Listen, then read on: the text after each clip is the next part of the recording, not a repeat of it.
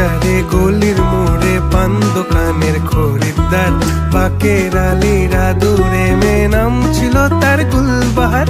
লাল বাজারে গলির মোড়ে পান দোকানের খরিদ্দার, বাকের আলীরা দূরে মেয়ে নাম ছিল তার গুলবাহার।